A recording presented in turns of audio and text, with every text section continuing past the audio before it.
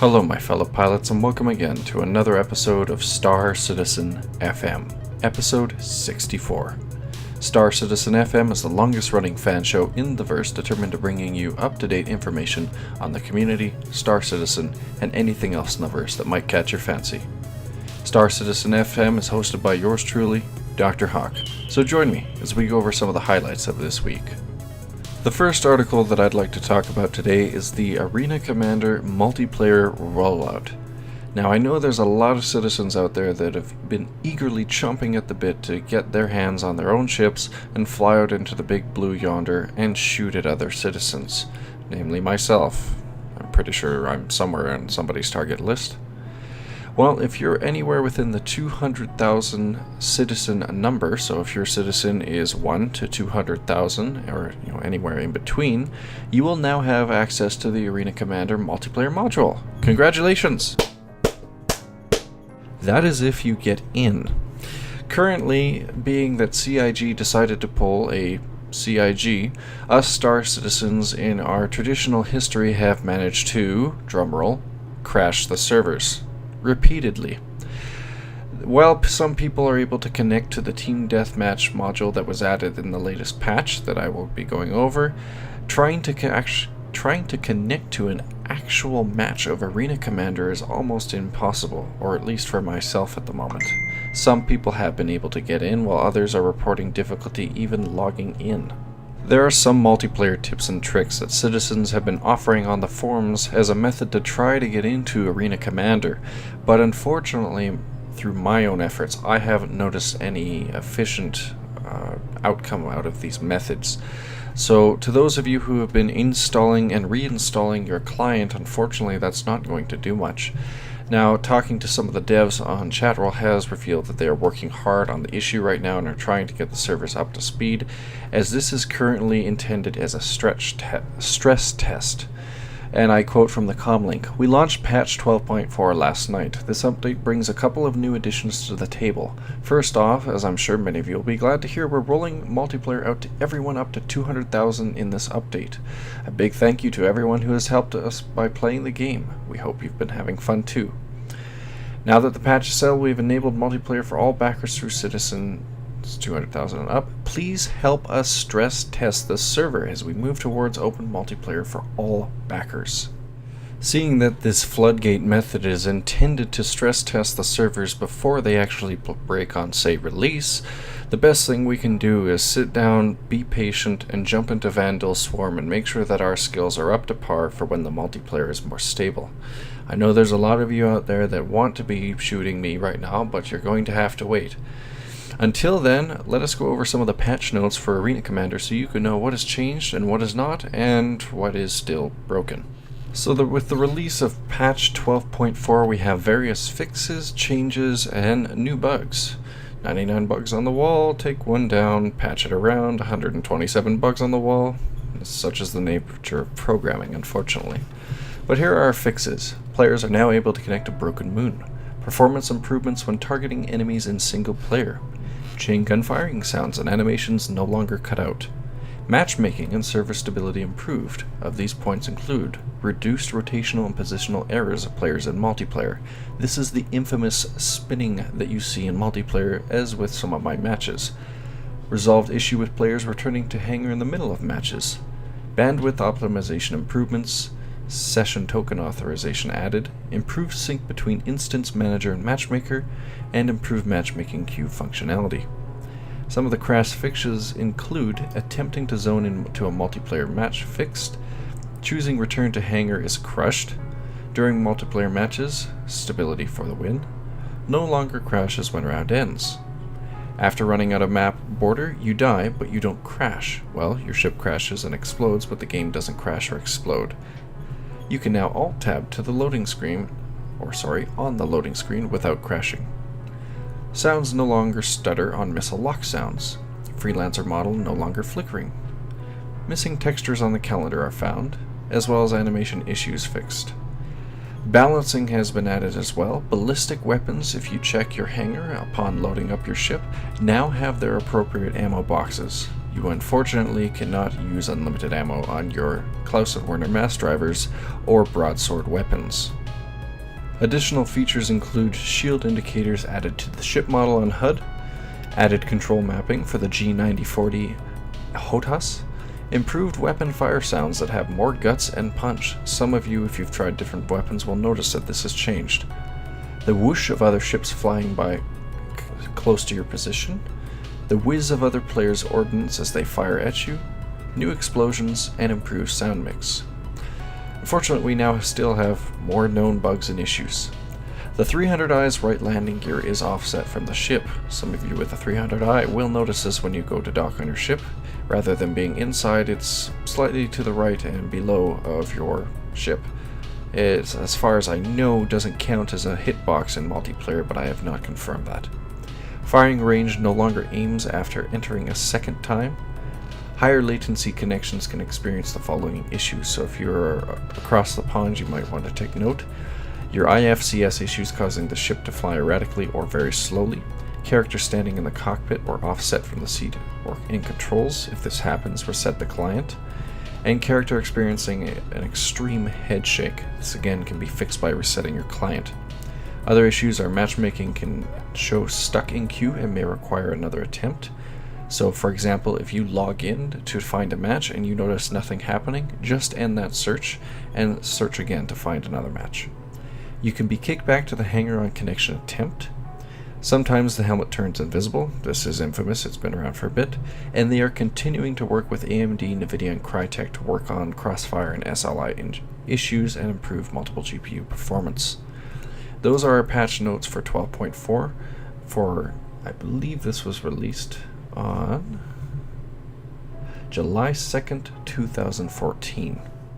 That's not all that happened, as on July 4th, Happy Independence Day, by the way, to my fellow Americans, CIG released a very interesting tidbit. For those of you that are pirates or aspire to have your very own Asteroid hangar, we now have video of the Asteroid hangar. In the short 4-minute video, Mark Skeleton and Eric Peterson walk us through what progress they have made from conception of the Asteroid hangar to a final release with some, I dare say, snazzy looking textures and lighting. That seems to be the issue right now, as they're trying to work out how to effectively light your ships, as the hangar module is focused on your ships, of course, while presenting and maintaining that darkish, pirate-esque, or maybe just even rogue, asteroid-like base. What will come in the future and when it will be released, I'm not too sure, but be sure to check out the video in the description link below or on the com link at CIG or robertspaceindustries.com. Also, I forgot to add, for those of you who are following Michael Moreland's Galactic Inquiry, and you should be sure to check it out, as he came out with his latest episode on July 4th as well. In it, he goes over an interview with 15-year-old girl gamer and quite an intelligent young lady, Tuesday Kane.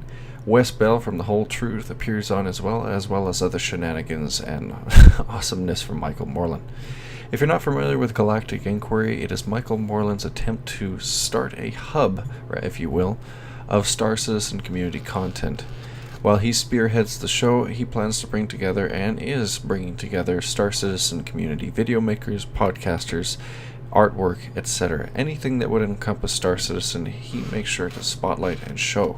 So if you'd like to support Michael Moreland, be sure to check him out on Patreon, and if not, just be sure to give him a subscription and at least check it out. Because remember, this is the man that brought us Wingman's Hangar, and this is our Viewmaster. The final thing I wanted to talk about was power management in Arena Commander. Now, for those of you that have been playing Arena Commander, no doubt you have undoubtedly tried to fiddle with your controls and noticed that, 1, you've either disabled power to your weapons or turned on flares by accident. Some of these button presses may be inadvertent, but one thing's for sure is that if you're using a keyboard, the numpad may become your best friend. The numpad currently controls the power management systems of your ship. Pressing number 7 on your numpad will bring up the left side of your HUD and to put you into the power configuration mode. Once the triangle is blinking, if you press num 5, this will select your power triangle.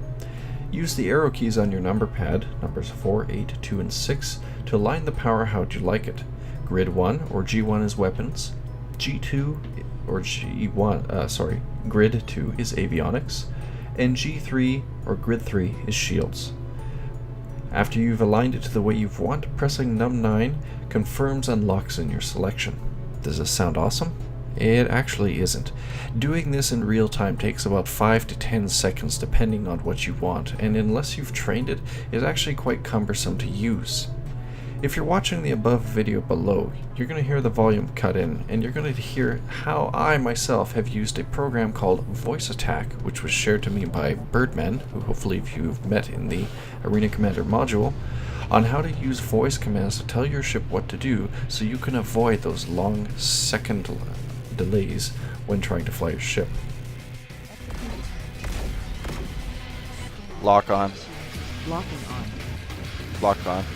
Front shields. Evade right. Attempting to fire. Jump jets. Executing. Power shields. Nearest target. Targeting nearest hostile. Evade left. Evading support. Jump jets. Lock on. Locking on. Power shields. Attempting to fire. Bounce power. Resetting subsystems. Default Bounce power shields. Profile. Reset shields.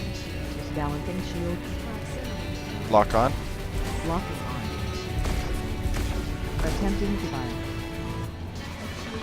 Flare. Nearest target. Targeting nearest hostile. Evade left. Evading support. Evade left. Evading Lock support. on. Locking on. Oh, he just bounced off. Lock on. Attempting to fire. Locking on. Jump jets. Attempting to Aft shields. Aft shields. reinforcing aft shield. Power shields. Power to shields. Transferring power to shield. Nearest target. Targeting nearest. Lock on. Evade Lock left. on. Evading support. Jump jets. Attempting to fire. Executing. Power to shields. Flare. Oh, and then it kicked me out. As you can see, it's actually a lot easier to use than madly typing away at your numpad and hoping for the best. By taking these longer macros and combining them into a voice command, your efficiency more than doubles if not quintuples with the use of Voice Attack. Now, quick shout out to Voice Attack. It is not actually part of Star Citizen. If you would like to try Voice Attack, you do need to purchase it as a third-party software from voiceattack.com. There is a trial, but honestly, the program itself is about $8 American, and you really can't go wrong with the functionality of being able to control your ship with nothing but your voice. Be sure to train your computer a few times if you do purchase Voice Attack. If you buy the program and try to use it right off the bat, your computer will have a hard time interpreting your commands. It will need to listen to you to see how you talk, how you enunciate, and how you pronounce words in order to work the most efficiently for you. In short, think of power management like you would macros in any MMO. If you can configure out the correct sequence that you need to shunt more power to your engines, program that macro into Voice Attack and you'll be able to execute that on the fly. For example, you can combine any kind of movement that you'd like to. I have a specific command that I've come up with for firing my dorsal and ventral thrusters for about 3 seconds, so I can both evade relative in space, mind you, up and down. This allows for some complex maneuvers where I'm able to keep my guns maintained on the target while still moving and strafing from them. I use an Xbox controller, so this is partly why I've come up with these commands. It still does take an extra few seconds to say the command, but as opposed to madly trying to thumb away on the keyboard and use a controller at the same time, it makes the execution of the maneuver that much easier. You can come up with your own commands, or you can download the table that I have put in my Dropbox below. The link is just under the YouTube video in the description and will be in the forums below. Keep in mind that this table was actually assembled previously by Birdman, and I have to give Birdman proper credit for both introducing me to Voice Attack as well as letting me use his table. I've thrown in a few extra commands as well as customized others that I found were useful for myself, but once you have a grasp on it, be sure to experiment with it, play around with it, add or remove commands that you like or dislike. And if you have any that you'd like to share, be sure to tell Star Citizen FM, and we'll compare voice attack tables and find one that fits one for everyone. As keep in mind, some commands and tables are more effective on certain ships than they are others. And that, my fellow pilots, is all I had planned for this week's episode. Be sure to check me out on Twitch TV at Dr. Hawk at twitchtv.com, and check me out for when I stream and show some of Arena Commander's multiplayer.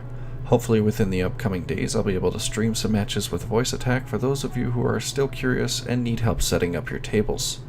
If you'd also like to follow me and subscribe, be sure to click the fuzzy little bird on the lower left hand corner to subscribe, and leave any comments or feedback that you so wish to share in the YouTube's comment section below or on the forums.